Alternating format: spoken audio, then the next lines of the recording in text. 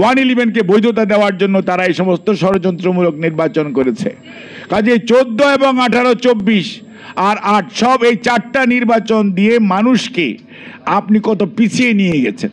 দেশের শাসন ব্যবস্থা কোন অবস্থায় চলে গেছে। এই অবস্থা থেকে পরিত্রাণ পেতে হলে দেশের মানুষকে আগে নির্বাচনমুখী করতে হবে। কারণ তো মানুষ জানে তার ভোটের দরকার নাই। এই মানুষকে নির্বাচনমুখী করা এবং নির্বাচন কেন্দ্রিক করা, নির্বাচনে জনগণের কাছে বিভিন্ন রাজনৈতিক দল তার কর্মসূচি নিয়ে যাবে। আপনারা বলেন পিয়ার না হলে নির্বাচনে যাবেন। আপনি যে কথাটি বলেন এই কথাটির ইমপ্লিকেশন চিন্তা করেছেন? আজকে যদি নির্বাচন প্রলম্বিত হয়, নির্বাচন যদি বিলম্বিত হয়, নির্বাচন যদি যথাসময়ে না হয়, তাহলে লাভ কাদের?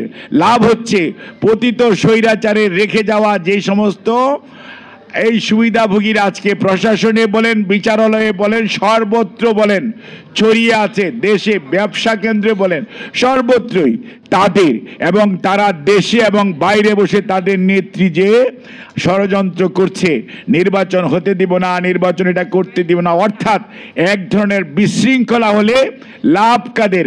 লাভ হচ্ছে পলায়নকৃত স্বৈরাচারের। কাজে আপনারা যারা আজকে বুঝে না বুঝে বিভিন্ন দাবি তুলে আজকে নির্বাচনকে পিছিয়ে দিতে চান, তারা কি প্রকারান্তরে স্বৈরাচারের পক্ষে কাজ করছেন কিনা সেইটি কি বিবেচনা করেছেন? আজকে যদি স্বৈরাচারের পক্ষে কাজ করেন এবং আপনাদের কর্মসূচির কারণে যদি আজকে কোনো কারণে এই দেশের নির্বাচন হবে কি হবে না এটি নিয়ে মানুষের মধ্যে এক ধরনের আশঙ্কা জমে, তাহলে লাভবান হবে পলায়নকৃত স্বৈরাচার। সেটির জন্য কি আপনারা 2024-এর 36শে জুলাই করেছিলেন? রাজনীতিকে রাজনীতি দিয়ে মোকাবেলা করুন। কোনো অবস্থাতেই গায়ের জোরে কোনো কিছু চাপিয়ে দেওয়ার চেষ্টা করবেন না। গায়ের জোর থাকা ভালো, গায়ের জোর কোন পারপাসে আপনি ব্যবহার করবেন সেটি কিন্তু আপনার মনে রাখতে হবে। গায়ের জোর যদি আপনি ন্যায়ের জন্য করেন আপনাকে মানুষ সাধুবাদ জানাবে। গায়ের জোর যদি আপনি অন্যায়ের জন্য প্রতিষ্ঠা করার জন্য ব্যয় করেন মানুষ কিন্তু আপনাকে সাধুবাদ জানাবে না। তখন মানুষ আপনাকে বলবে আপনি উগ্রপন্থা অবলম্বন করছেন। বাংলাদেশের মানুষ জানে সে কাকে ভোট দিতেছে, কে তার প্রতিনিধি, কে তার জন্য কাজ করবে, এলাকার জন্য উন্নয়নের জন্য কাজ করবে। মানুষ তাকে দেখতে চায়। মানুষের মেন্টাল মেকআপ হচ্ছে এই ধরনের। দেখলো না, জানলো না, বুঝলো না, কিচ্ছু না, তারা এখন আপনার আমার প্রতিনিধি। তাদেরকে খুঁজে পাওয়া যাবে না।